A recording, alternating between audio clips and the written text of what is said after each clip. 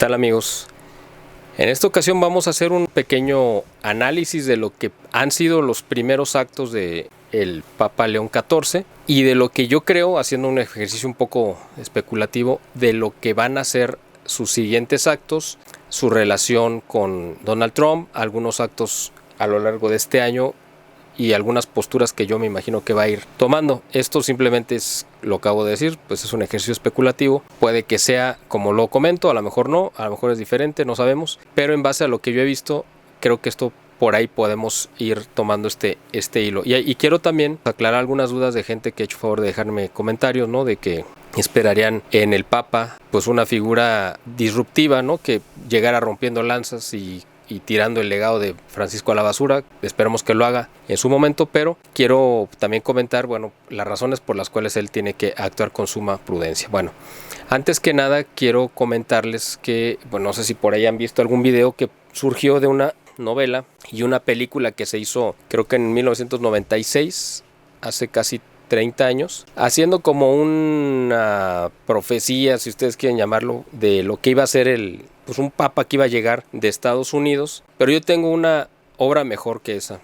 Esa película no la he visto, sé que no sé, parece que no es muy buena, pero yo sí quiero recomendarles una obra que de verdad es muy buena, que es profética en todo el sentido y que el autor es absolutamente recomendable. Es esta obra, no sé si ustedes la conozcan.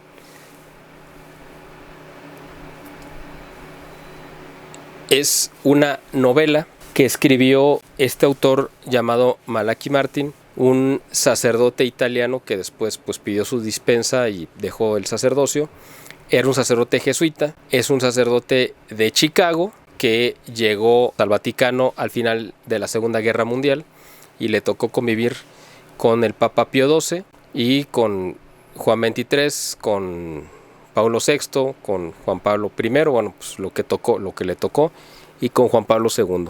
Él fue secretario particular del cardenal Bea, y el cardenal Bea pues era uno de los masones de más alto grado dentro de la jerarquía católica. Entonces él, cuando este sacerdote Malachi Martin, cuando se da cuenta de la clase de bicho que es su jefe inmediato, pues él se dedica a escribir muchas de las historias que él conoció de viva voz en los pasillos vaticanos a modo de novela, con una serie de obras muy destacables, por ejemplo el Cónclave Final, Las llaves de esta sangre, El Rehén del Diablo, en fin, tiene muchas obras, muy buenas todas, en los que habla de este mundo fascinante, ¿no? Y que parece, pues él lo escribió como novela, pero son hechos realmente reales, de las intrigas en el Vaticano y cómo se mueve con la política mundial, cómo convivió Pío XII con los regímenes durante la Segunda Guerra Mundial y posterior, cuando se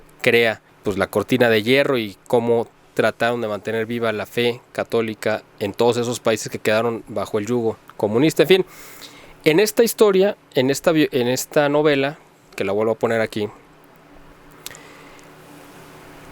el protagonista es un sacerdote que se llama Richard Lessing, que viene de la diócesis de Chicago. Y pues resulta que es una obra autobiográfica de este padre, y ahí pues narra todo su recorrido, ¿no? Esta obra termina, se las voy a tener que contar al final, porque si no, no tiene caso que les haya hecho toda esta historia, porque pues no van a entender por qué se los dije. En esta obra, el protagonista, Richard Lessing, este sacerdote norteamericano de la diócesis de Chicago, termina siendo en el siglo XXI, o a finales del siglo XX, o principios del siglo XXI, nombrado papa. Entonces, es una historia, es una novela que se publicó en 1996, que me imagino que él escribió, pues fue una historia autobiográfica, me imagino que la escribió durante el 94, 95. Así que hace 30 años él tuvo la agudeza de saber que en esta época, quizá no tan avanzado el siglo XXI, iba a llegar en algún momento un cardenal de Estados Unidos a ser papa, y él además tuvo el tino, pues porque está hablando de él, ¿no? Pero tuvo el tino de decir que iba a ser además de la ciudad de Chicago. Bueno, se la recomiendo, es una obra muy buena. No creo que la encuentren muy fácil. Si alguien la quisiera, pues pónganme aquí en un comentario y veo si hay forma de conseguirla.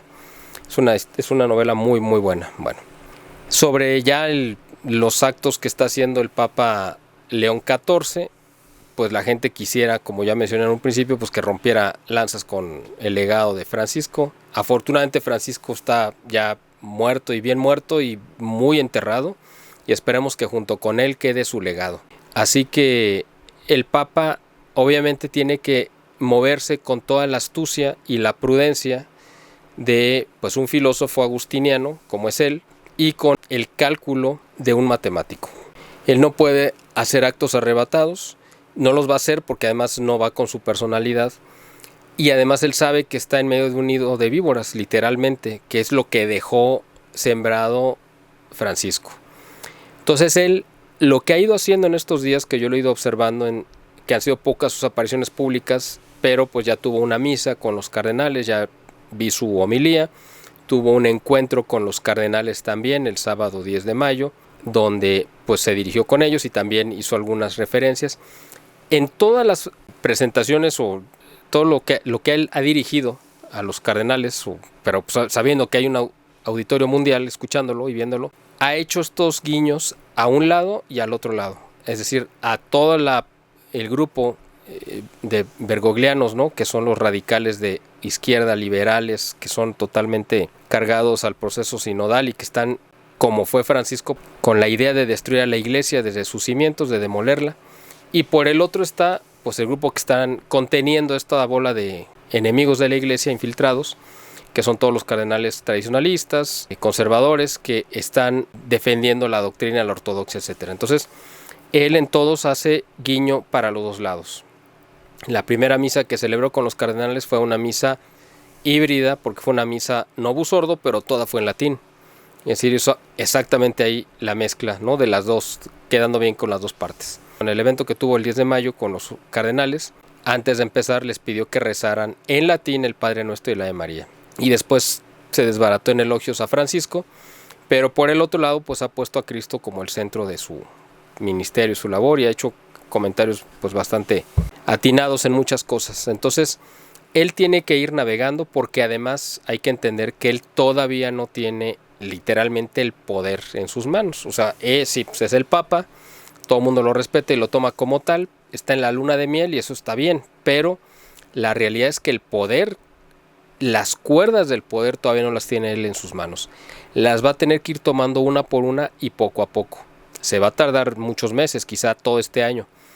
Cuando él tenga todas las cuerdas del poder en sus manos, entonces es cuando de verdad va a empezar a gobernar, y es cuando de verdad va a empezar su verdadero pontificado de él, ya desprendido de cualquier influencia o postura a favor de Francisco, es decir, donde va a cortar por completo los lazos que lo unieran al legado de Francisco. Entonces tengan paciencia, esto no va a ser rápido, va a tardar meses, pero él va a ir tomando el control. ¿En qué momento va a tomar el control o cómo vamos a verlo? Bueno, pues cuando empiece a hacer los cambios, porque ustedes saben que la iglesia pues es una institución de 2000 años y ha sido muy cuidadosa en las formas. Entonces cuando llega un papa respeta a todos los que están, o sea, todo mundo por respeto, cuando muere un papa ponen su renuncia sobre la mesa. Y cuando llega el nuevo papa pues toma todas las renuncias y normalmente las rechaza todas y le dice no, pues todos quédense donde están.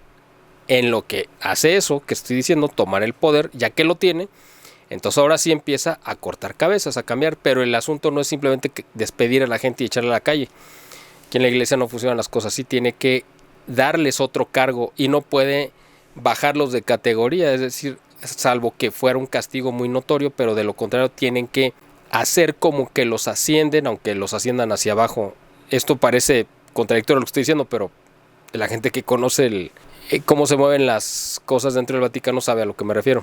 Entonces el Papa pues ahorita está teniendo que tener esa cautela, va a tomar tiempo, y yo creo que de los cargos que va a remover, espero obviamente, y todo el mundo lo espera, pues es al secretario de Estado, por supuesto, Parolin, va a meter a alguien de su confianza, no sabemos quién. Es posible que vaya a meter a un norteamericano como secretario de Estado, sería lo lógico, y va a cambiar, yo creo que de los primeros que va a cambiar va a ser al loco pro homosexual de el Tucho Fernández, el que está ahora como prefecto de la Congregación para la Doctrina de la Fe. Ojalá incluso puede hasta sacarlo del Vaticano, esperemos que así sea, y que lo mande de embajador allá a Timbuktu o a ver por dónde, bueno, como nuncio apostólico, y va a poner en ese lugar sobre todo si él de verdad tiene una convicción ortodoxa de la doctrina, pues va a poner a alguien muy serio. No puede meter a alguien de los que ya estuvieron o que ya están en el retiro, o sea, eso no va a pasar.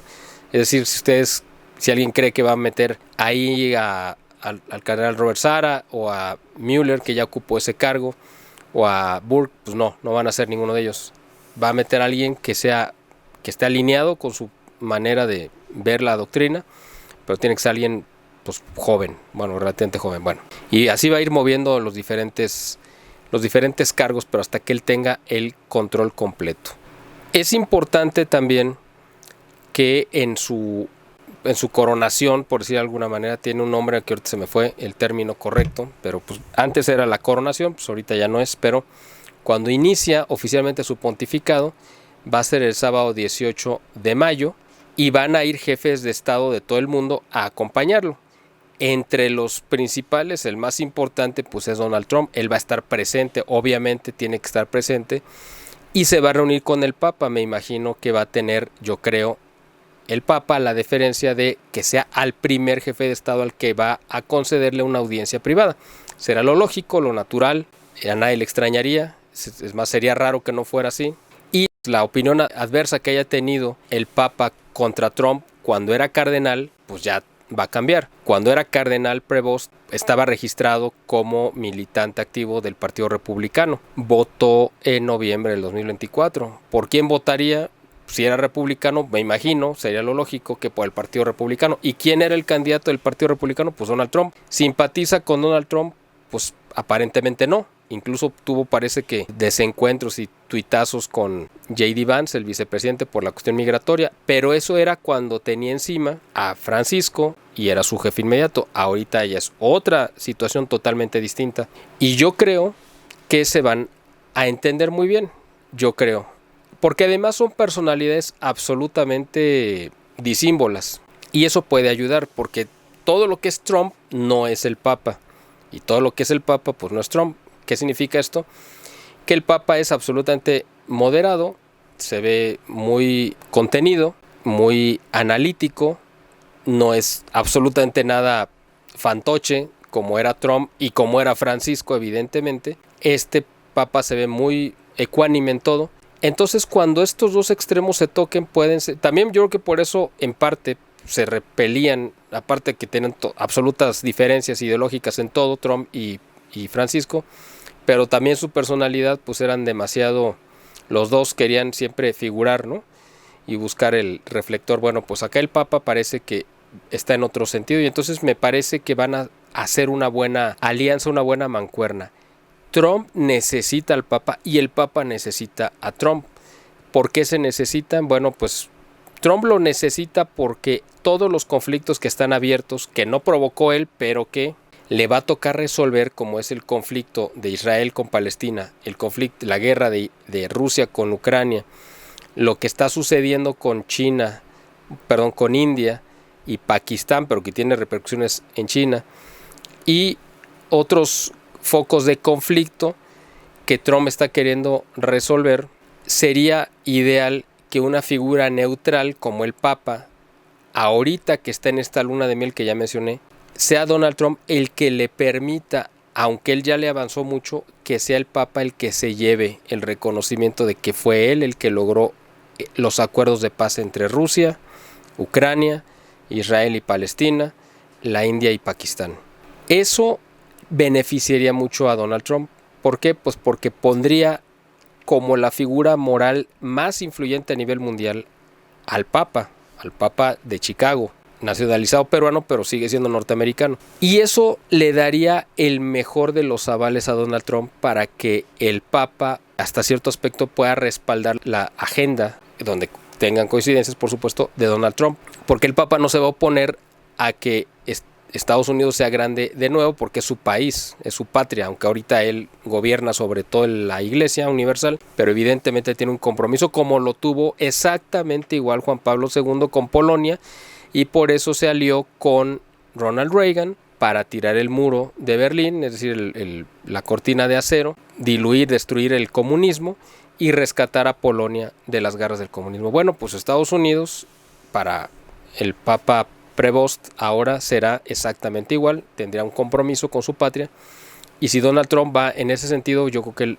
podría apoyarlo. También el Papa necesita a Donald Trump porque la iglesia está en quiebra, literalmente, es decir, la iglesia tiene ingresos por miles de millones de euros al año, por las inversiones y una serie de cosas que tiene, donaciones por supuesto, etcétera, pero pues ha tenido una fuga de dinero gigantesca por la mala administración de Francisco, la corrupción que él permitió, que toleró y que alentó, y que sabrá Dios a dónde se fue, seguramente apoyar a regímenes comunistas en todo el mundo, incluso se apoyó hasta grupos terroristas, aunque ustedes no lo crean. En fin, es un desastre el que dejó Francisco, en todos los sentidos, pero en el material es otro desastre. La economía del Vaticano está en quiebra prácticamente.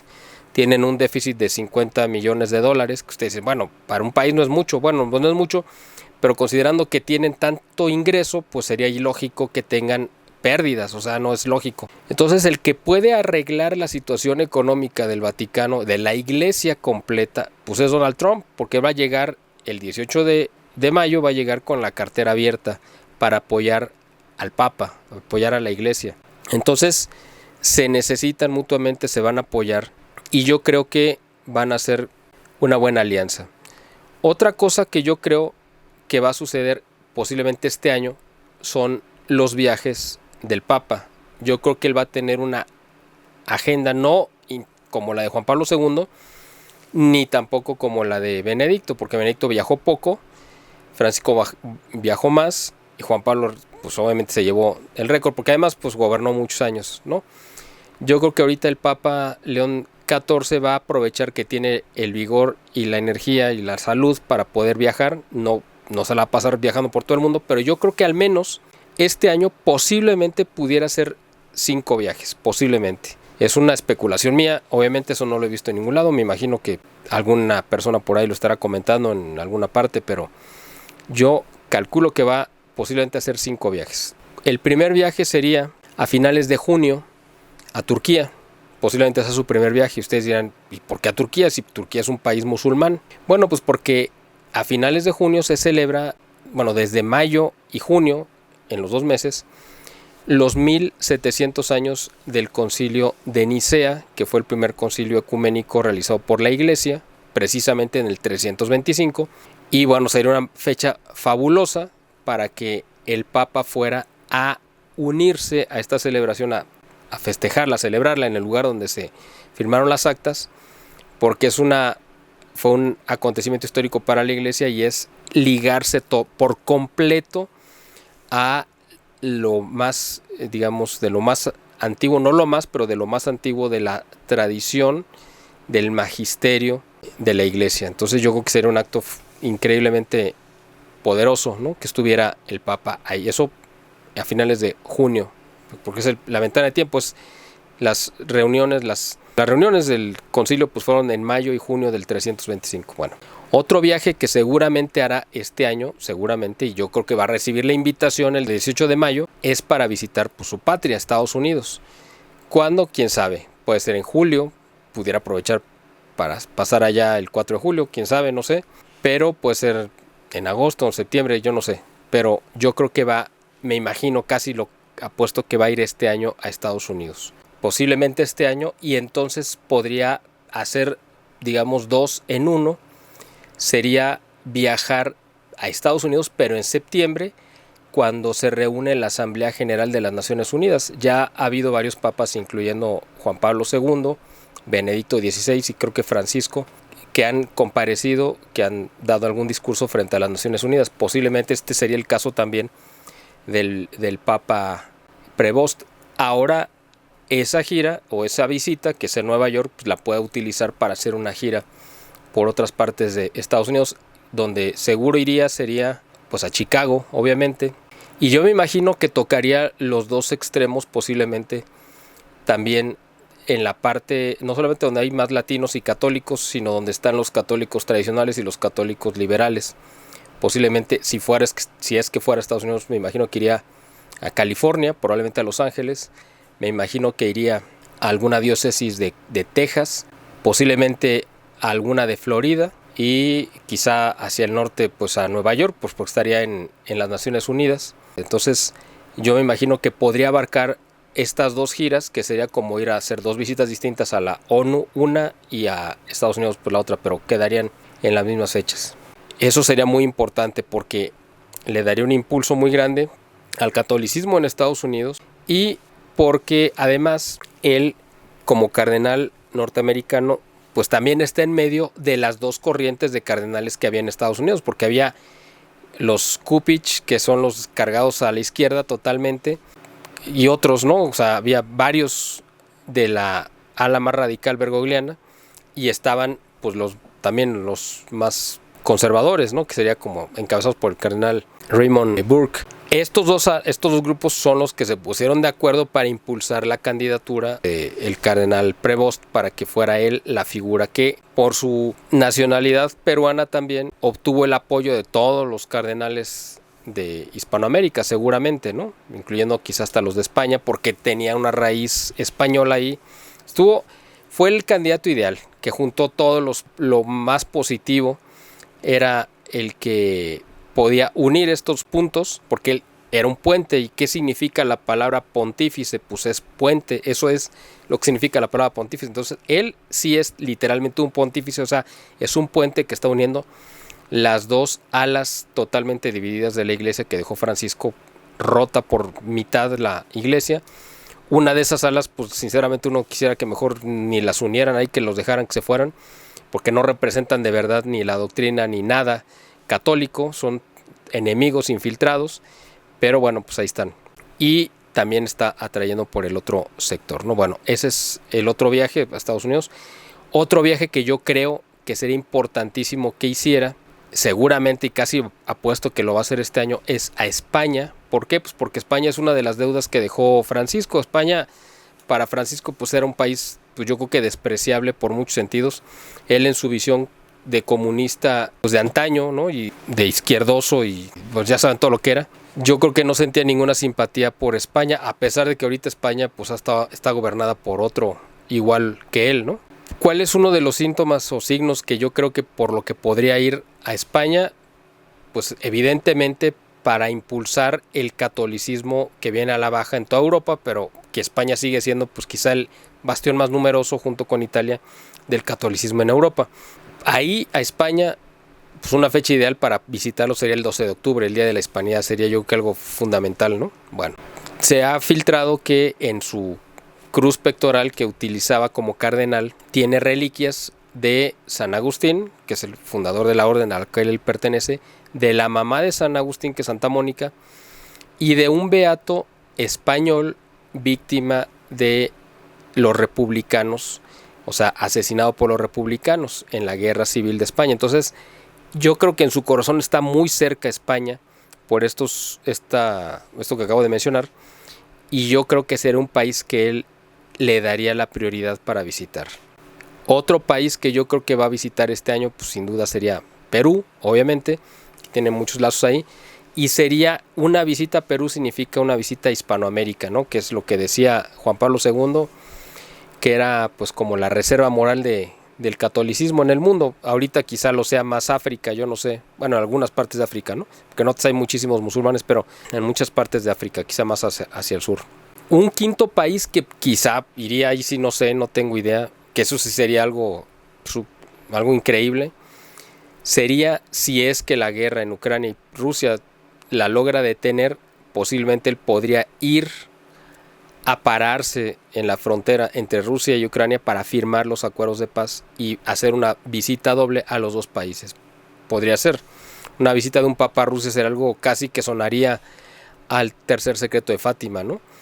Pero más bien no porque fuera algo apocalíptico, catastrófico, sino al contrario. E incluso yo creo que este papa, que sí es legítimo, es un papa que, como ya lo dije, tiene en sí la potestad espiritual de ser el vicario de Cristo, podría ser la consagración completa, ahora sí, que al Inmaculado Corazón de María, la consagración de Rusia, que Francisco la hizo a medias, pero que yo espero que este papa sí la pueda hacer completa. Bueno, hay algunos detalles más.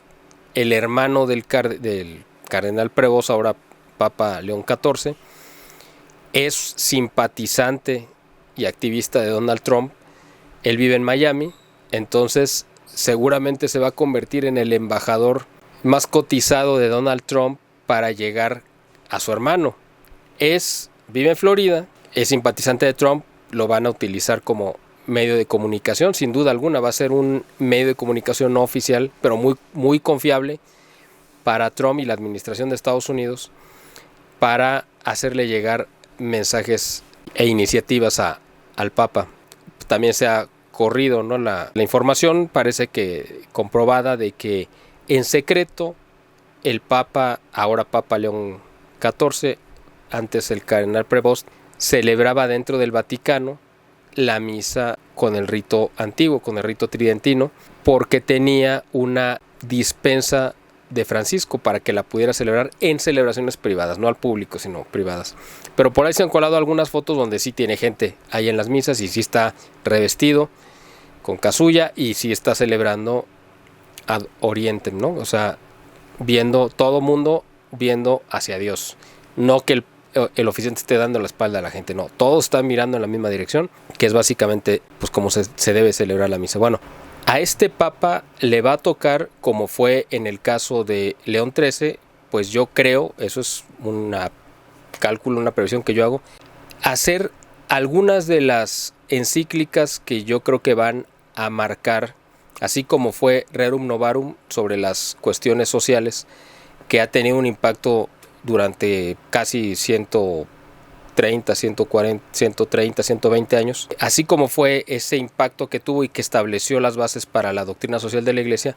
Yo imagino que al Papa León XIV le va a tocar sin duda alguna hacer la primera encíclica sobre la inteligencia artificial, los riesgos que esto implica, las ventajas que puede proporcionar a la tecnología y otras cosas, pero también los riesgos, y yo me imagino que iba a hablar sobre el problema de que se pueda generar videos, audios, imágenes falsas que ahora todavía se alcanzan a distinguir cuando son falsas, pero en 1 o 2 años probablemente ya no vamos a distinguir lo que sea real a lo que sea falso, incluyendo audios, videos, imágenes, etcétera. Entonces, y documentos, por supuesto. Entonces eso es peligrosísimo en la parte de la inteligencia artificial, y yo me imagino que él mismo va a tener que enfrentar ese reto, y yo creo que va a ser una de las cosas que van a marcar su pontificado, dejando establecido este tema como lo fue Humane Vitae, por ejemplo, para Paulo VI, o algunas otras que se recuerdan de algunos papas previos al concilio, o sea,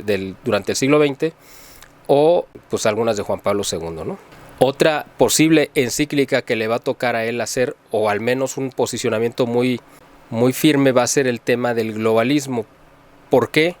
Porque el globalismo es este modelo económico que diluye las identidades nacionales. Y entonces, en un gobierno por ejemplo, de Donald Trump, que está dando marcha atrás al globalismo para fortalecer las identidades nacionales, y que además la Iglesia siempre ha sido, uno puede decir, bueno, pero la Iglesia es lo más globalista que hay porque ha abarcado todo el mundo, pero siempre ha respetado precisamente, aunque uniforma en respecto precisamente, por ejemplo, a la doctrina y a la liturgia, porque eso es universal, o lo era antes del Concilio Vaticano II, pero siempre ha respetado las características y las identidades nacionales, la idiosincrasia, y es la inculturación del Evangelio lo que se hace ahí, ¿no? Tomando lo valioso de cada cultura para poder hacer que el Evangelio, el mensaje de salvación, pues caiga en terreno fértil.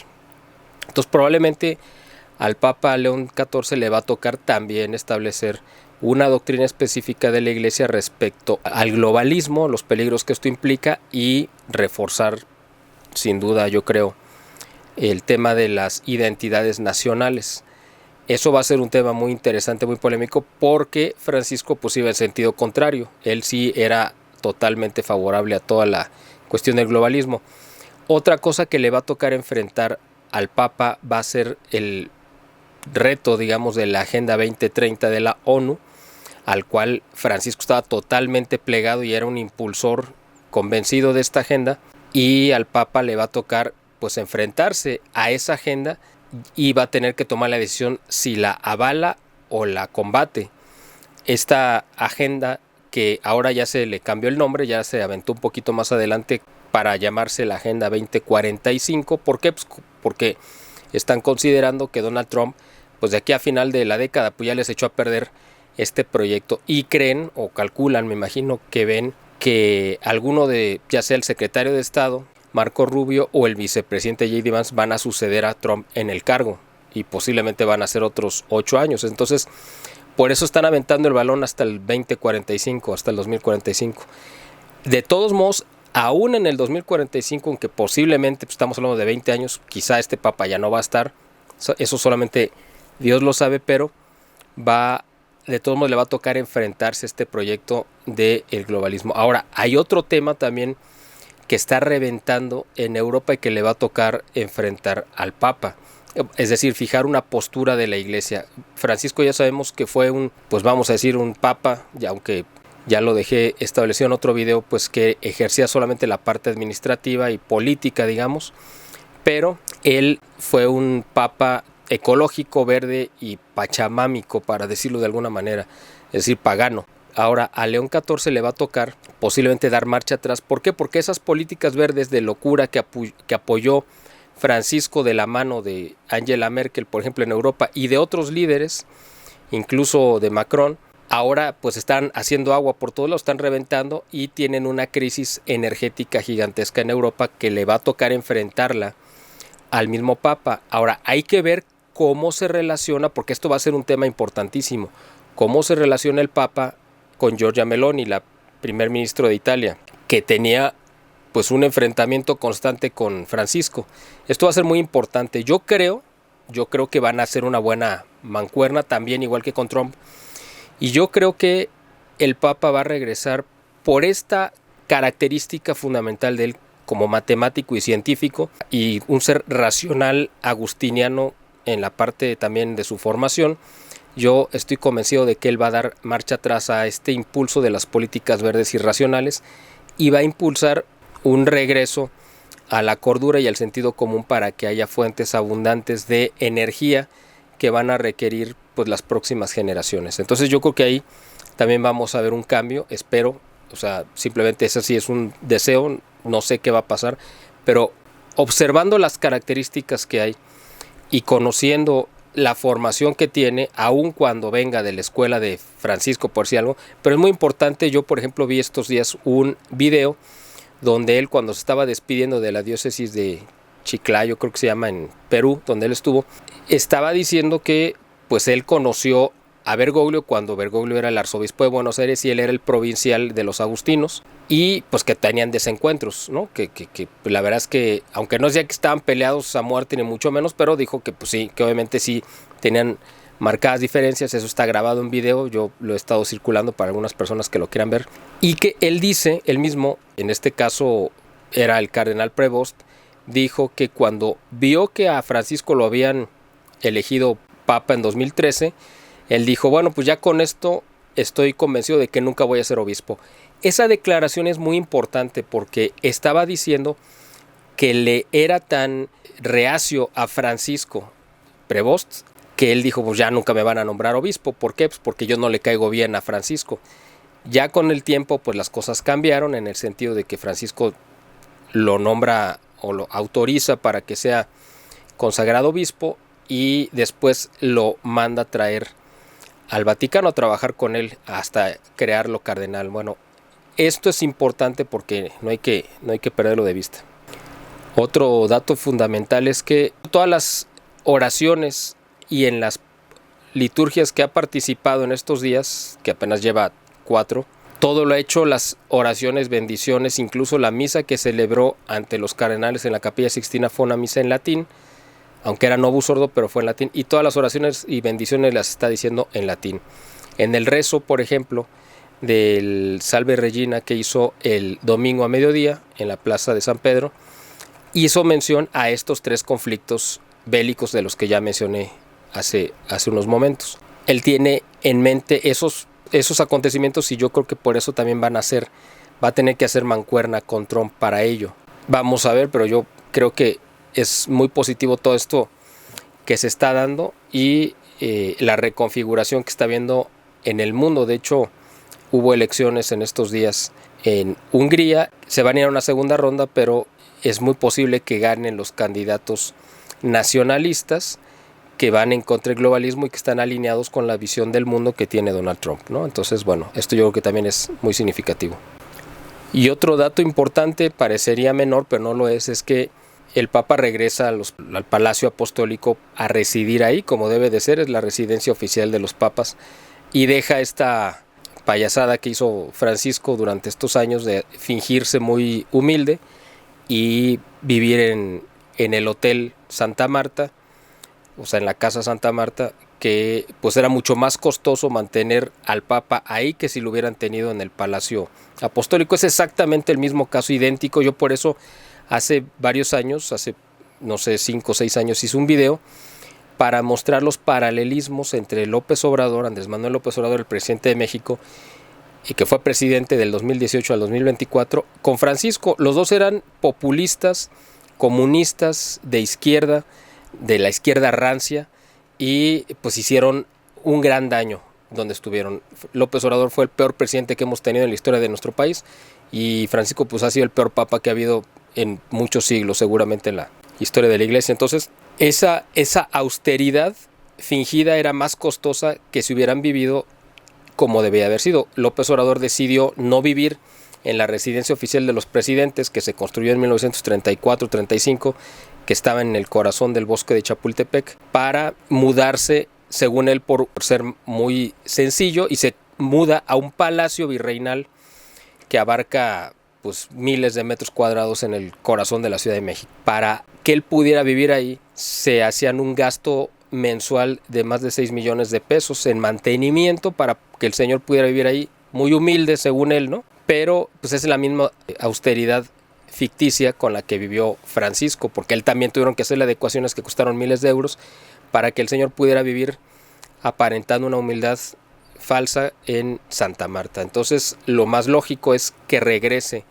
al Palacio Apostólico, y si ustedes ven las habitaciones que tenía, la habitación en la que dormía Benedicto XVI siendo papa, pues es mucho más austera que la habitación que tenía el muy austero y pobre supuestamente Francisco en Casa Santa Marta, ¿no? En el hotel que se construyó para hospedar a los cardenales cuando fueran al cónclave. Bueno, así que esto también es otro signo importante que está regresando el sentido común a la iglesia con este Papa León XIV. Estos eran los datos que yo quería aquí ponerles sobre la mesa, algún poco de especulación sobre lo que va a hacer el Papa. Espero que esto les resulte interesante. Yo he visto signos positivos de él. Les repito, va a seguir dando guiños hacia los bergoglianos, va a seguir hablando del proceso de la sinodalidad. Eso no me asusta, no me sorprende tampoco. Se va a tener que ir desprendiendo de eso si es que va en ese camino, que me parece que así es.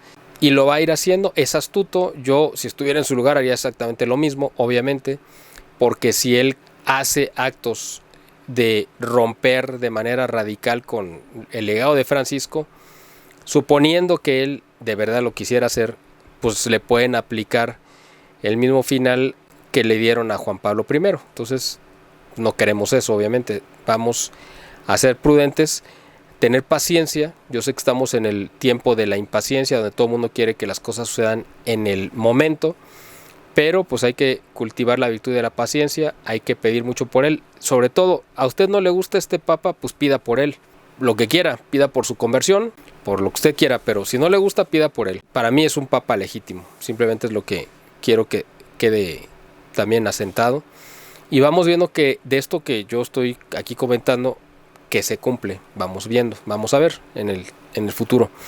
Bueno, pues eso es lo que yo quería comentarles. Espero que este video les haya resultado de utilidad, y ya saben que pues si gustan comprar nuestros productos que tenemos aquí a su disposición, aquí en la descripción del video viene la página de internet, el correo al que se puedan comunicar, y tenemos nuestros discos también, si alguien los quiere comprar y descargar para escucharlos en su celular. Son precisamente discos hechos y pensados para la batalla espiritual que estamos enfrentando, para que enfervoricen su fe. Espero que les sirva, pues, cantados por mí. A lo mejor no es la mejor interpretación, pero espero cuando menos les sirva, porque son algunos himnos que ya no se consiguen ni se escuchan en ningún lado.